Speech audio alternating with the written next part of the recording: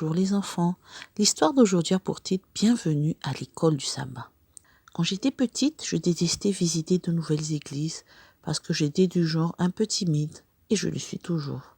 C'était dur pour moi d'aller dans des lieux où je ne connaissais personne. Je ne me sentais vraiment pas à l'aise.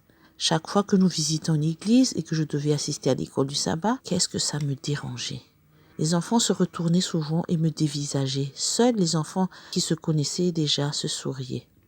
Parfois, la monitrice était très amicale, très accueillante. Mais dès qu'elle m'appelait par mon nom, je devenais toute rouge parce que tous les enfants se retournaient et me dévisageaient de nouveau. J'étais impatiente que ça finisse. Finalement, je retournais dans la salle de culte et me cachais sur le banc avec mes parents pendant le service.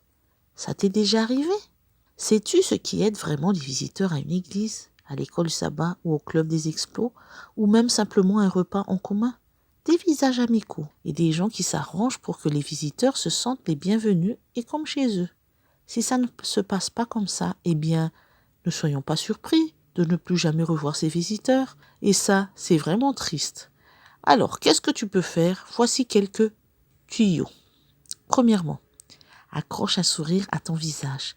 Souris, souris et souris encore. Si tu n'as pas envie de sourire ce jour-là, demande à Jésus de t'aider à sourire sincèrement.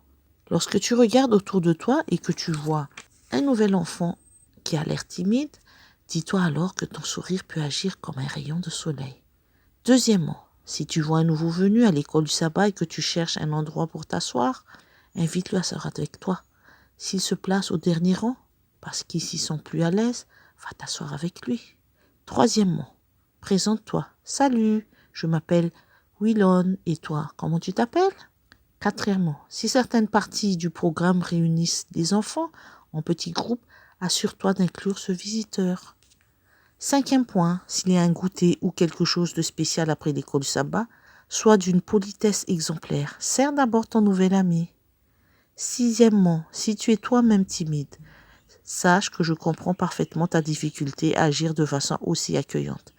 Mais au moins, tu peux saluer le visiteur par un signe de la main.